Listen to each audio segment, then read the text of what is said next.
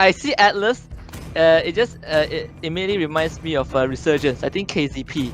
I will never forget KZP pronouncing Atlas names wrongly in his tutorial video. Altus, yeah, Altus. Your team Altus. is banned.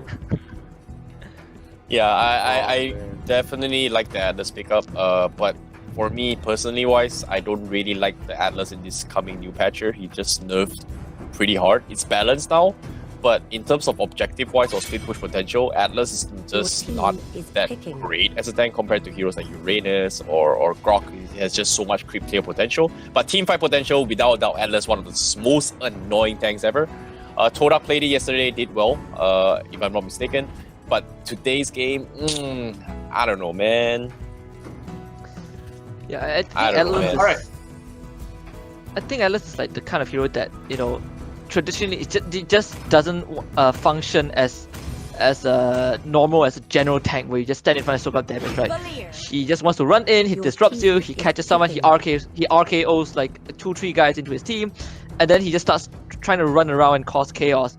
I think if you kind of compare Atlas to a tank that just stands there stationary to soak up damage, you have way better choice like a Hylos, a Kufra, Uranus, a Grok. So Atlas kind of fits into Todak's repertoire a bit more, simply because they are known to play this kind of skirmishes.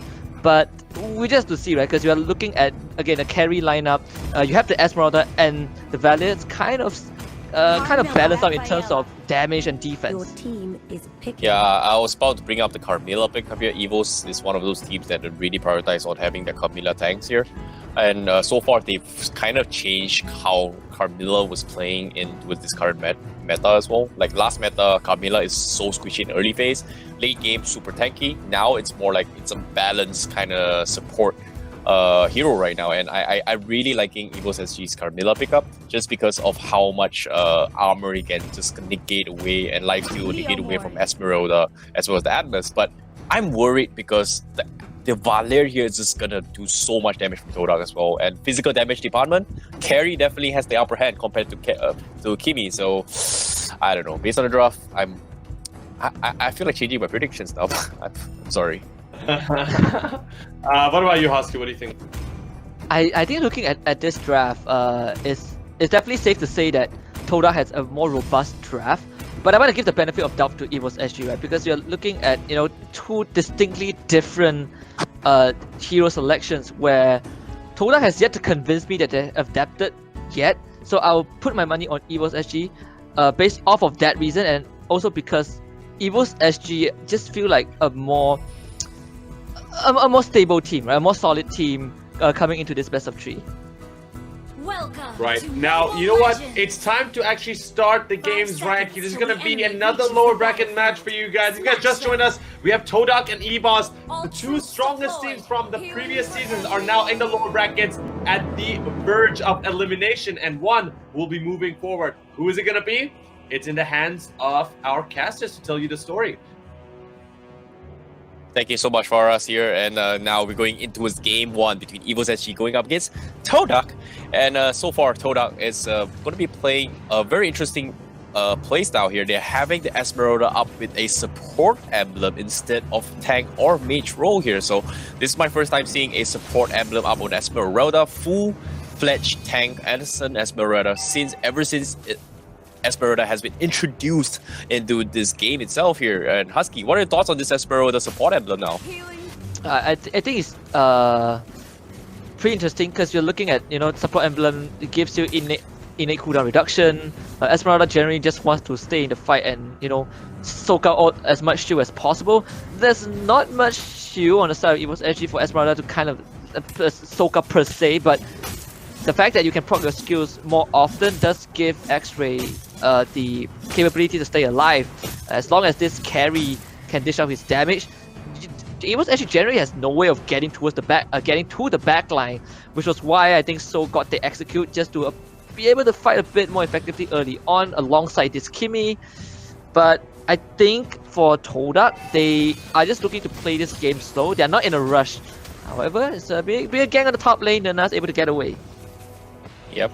A little bit of damage being dished out towards the side of Todak here. EVOS SG objective driven here. Very similar strategies here. Now, they will take the first blood here with the help of JPL. And the wraparound here, EVOS SG will start it off with a one huge kill there, shutting down their off laner coming from Todak. And now Todak can't seem to get the hyper carry strat here because the grid buff is not available. However, right now JPL might be in some trouble with the Camilla, but it's, like I said, super tanky. Now Chiku forces a flicker, gets the final style points there, and Chiku will get a kill for him. Yeah, that was actually pretty smart, knowing the exact amount of damage that he would deal.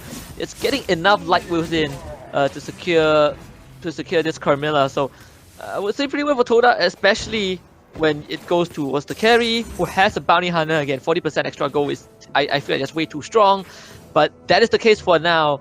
And Todak, again, they are not playing on a timer. You have the carry, you have such a robust front line that the later the game goes, the harder it is for EVOS SG to run straight at you. So they just have to stall out this game, and eventually they will supersede what EVOS SG have. Yeah, definitely here. EVOS gonna be trying to find opportunities here with the Camilla here. JPL gonna back off here. You can see E1 with the flicker as well, and the RKO to pull back. Do they have the damage against JPL? He's super tanky. Here comes the Rafaela with the help as well. Unfortunately, it's not gonna be enough, but from the side, Forza with the arrow connects on the E1, but it is a tank. Nerna's overcommitted with the Phantom Steed here, diving towards the tier 1. What was he thinking here? He will get paid with his life, and now Todak Moon forced to flicker away. When needs to back up. X-Ray, Esmeralda tank. Can you run away? No, you cannot. EVOS SG takes 2 in the bag. Yeah, that was just unfortunate. Nernas wanted to kill onto the Rafaela. Woo! Maximum charge, so close, taking down Moon. But Nernas commits for the kill. Loon with a fancy footwork, able to dance around that turret, prevented his death. I'm surprised Todak stayed around to attempt to take the turtle with like 30% health when EVOS SG just had to run at the right, so had to execute. So Todak botching that attempt a bit, but they're trying to pay it back by taking out Soma the first time, and they will get it. Yep, and now Atlas going to be getting 1 kill there from the side of Todak. That's going to be a really nice kill that they need here to build out the economy here. Unfortunately, say Dear Bambi with the Kimi will get the turtle buff available here. Triple buff set up onto the Kimi, hoping to snowball a little bit more here. JPL trying to be a little bit sneaky, and like I said here, will be a little bit tanky here. Pops the ultimate as well, tries to bind them and a whiff, but unfortunately no follow-up available from side of EVOS SG and Todak. They're pretty split off as well. This is quite surprising here. Yeah, Todak now you can see like on the map that everything is kind of slowing down. No one's coming to a fight. Nernas is just trying to speed push as much as he can. For EVOS SG, they will send the Uranus to deal with the Leomord, which is pretty normal. But here comes the falling star moon though. X-Ray finds himself in the hands of 3 members of EVOS SG, so he cannot fight that as well. This is again beneficial for Todak.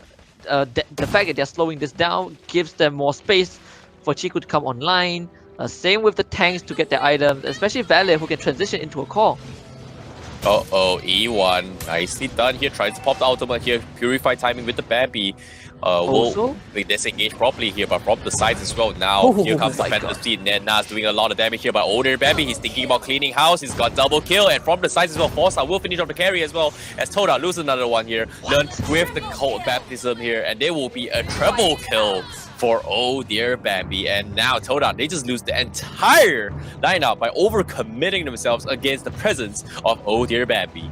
Yeah, that was a disaster for Todak. I did not expect that to happen. I was, I had confidence in Todak being able to take a fight, but unfortunately, it takes time for this lineup to come online. The carry needs this item, Esmeralda, because it's running the support emblem, not as tanky as before, which means that this Esmeralda becomes more item reliant.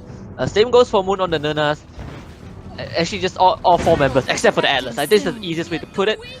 And this kind of lineup needs to be together as 5 at the same place at the same time to be effective, and they were split up, so it was actually just ran them over.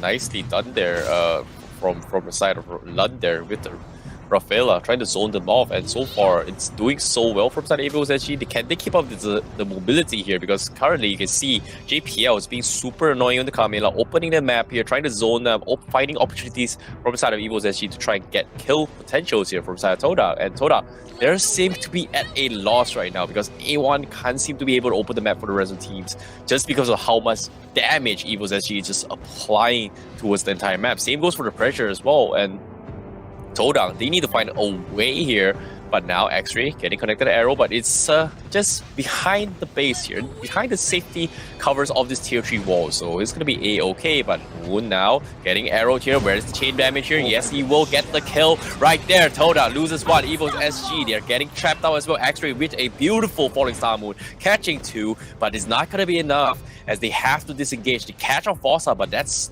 only Fossa on the support role apparently. Yes, Todak able to get the kill on Selena. Doesn't really matter too much as the core members of EVOS SG are still alive. They still continue this push, and that's the weakness of Atlas, right? He cannot clear away fast enough. He tries to go in onto Soul, but Uranus is just not the target you want to go for. And even though Todak kind of got the huge, ultimates onto EVOS SG, they only got the Selena in return. EVOS SG are perfectly fine with that. Todak right now, they need one good team fight. They cannot afford to lose these team fights to come. EVOS SG, they are on a death timer here. And you can see they're getting desperate to close up this game. Todak, they're not giving an inch yet here. As they can see, they're making their way towards the red buff. They want Chiku to come up online, and this red buff is going to be successfully taken from the side of Chiku. Itemizations for you guys are up, and you can see there are a lot of huge items already available. Durance also available on Moon as well. And this Uranus, slowly but surely, he's going to be able to get shut down from the side of Todak. And Todak, they're playing this slow, they're playing this patiently here. If they can drag this game for another 3 minutes without losing any much objective, it might be a comeback here from side of Todak. Yep, but also Todak's draft is starting to exhibit a slight issue where you have all these farm-hungry heroes sharing the same side of the map. Esmeralda gets its own map, but it's actually its own. Doesn't really matter. The fact that Chiku is sticking with Nernas means that these two cores are not getting much farm at all, and even if they do, they're sharing farm, and no, they were scouted out by the Kimi ultimate. Unfortunately, not able to set up an ambush. Moon burns to like 60% health. They are not getting any go in. Like, these cores are being starved out because of how EVOS SG is playing the map. As now they're gonna collapse onto the Lord and attempt to take that away. This could be their win condition. Yep.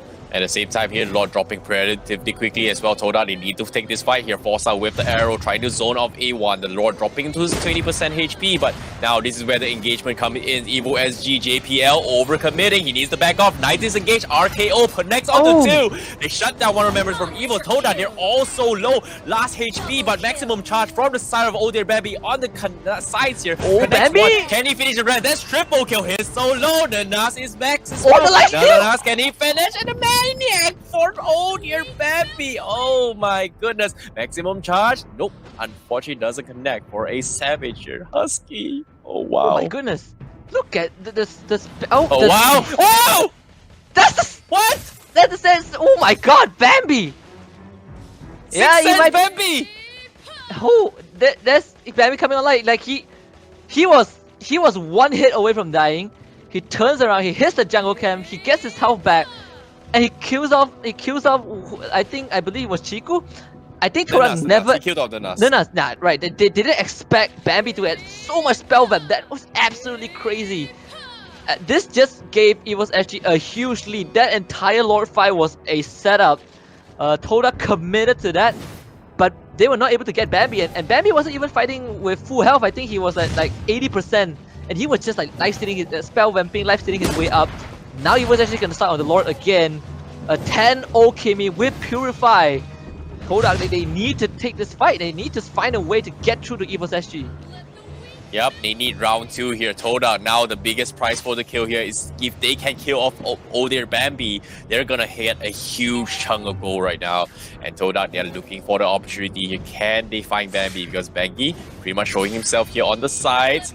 Is EVOS SG gonna let it slide though? Because the maximum charge doesn't connect here. Todak, they're waiting for the right opportunity here. Corrosion side up on Chiku. X-Ray getting burst out a little bit here. Forced to back off. Purify is available, but the damage from Bambi is just too great. He needs to back off, and nope. He will get shut down. The Lord still getting baited from side of EVOS SG. JPL from the sides, getting tagged up low. Husky, the Lord is dropping. What do they do? What do they do? Toda, what can they do now? I don't think they can even commit as Nunas uses the Phantom Sleep, but look at him getting melt through.